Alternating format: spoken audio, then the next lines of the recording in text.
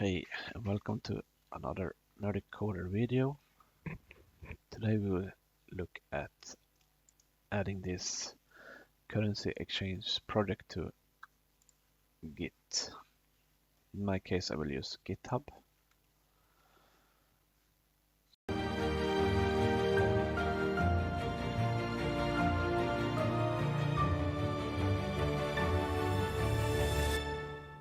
So there's several ways we can do this.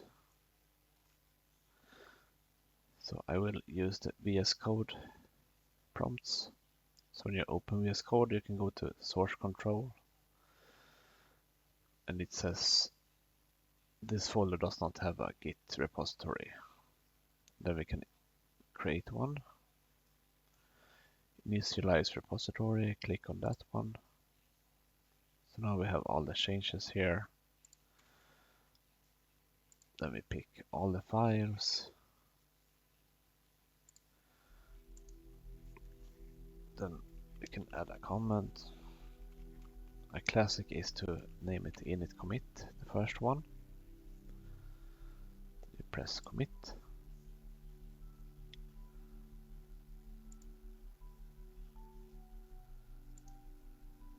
Then let's see if we can publish from this one.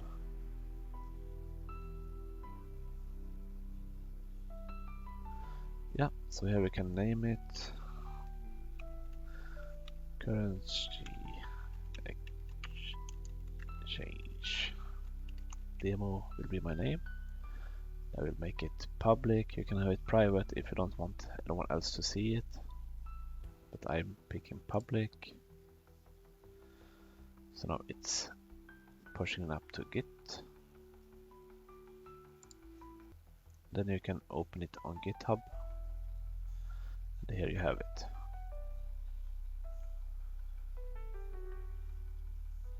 As simple as that. Then you can add a README if you like. Add some instructions on how to start the application. Let's try that. Then you can edit files directly on here as well.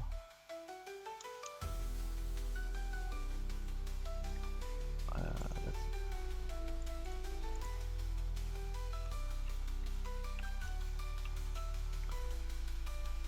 change. Get the header.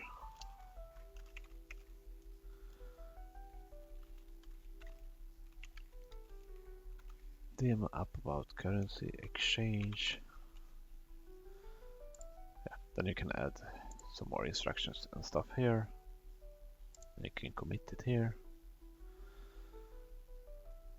And we're committing directly at this point.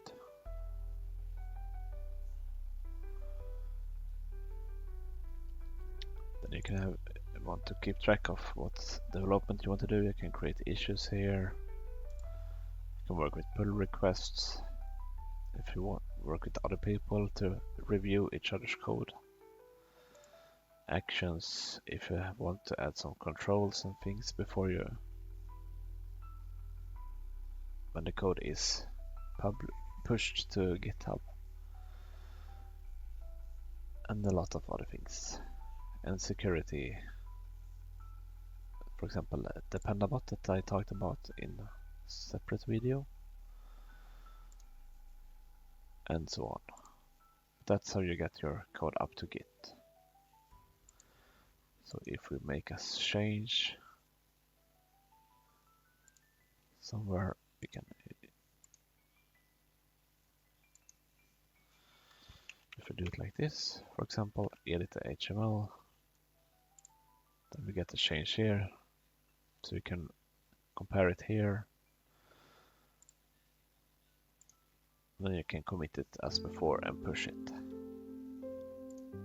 So then you get version control of all changes you do and can revert and stuff like that.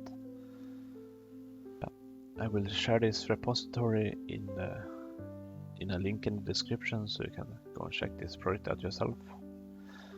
So this is from my series of how to create a currency exchange in Spring Boot. I will also leave a link in the description to those videos if you want to see that guide. that's it for this video. Thanks for watching. Bye.